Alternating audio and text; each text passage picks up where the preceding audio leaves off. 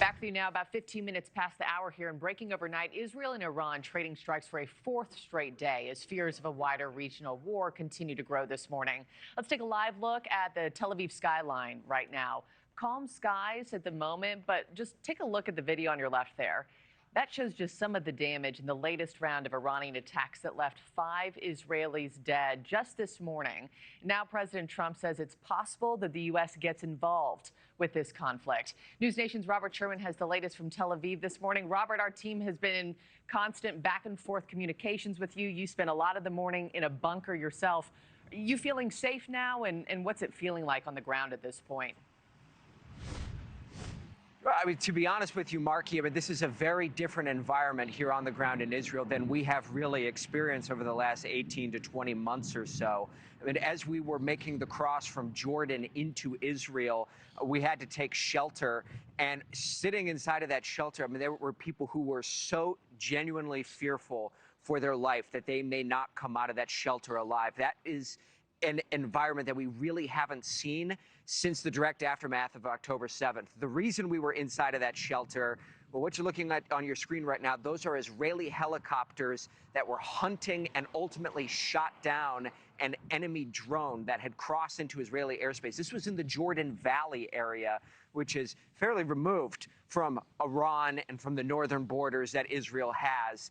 So something that certainly put a lot of people in that portion of Israel on edge. But that tension, Markie, is being felt across the country as overnight you saw the Iron Dome actively intercepting Iranian missiles over major metropolitan areas such as Jerusalem and Tel Aviv. But not every missile was intercepted, some of them slipping past the Iron Dome defense system.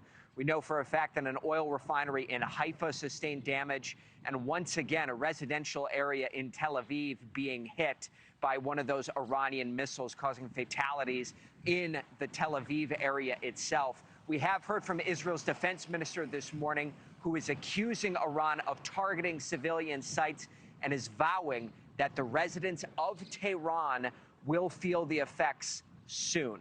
Markie? The night skies have just looked like fireworks show all weekend long. The images are just stunning, Robert.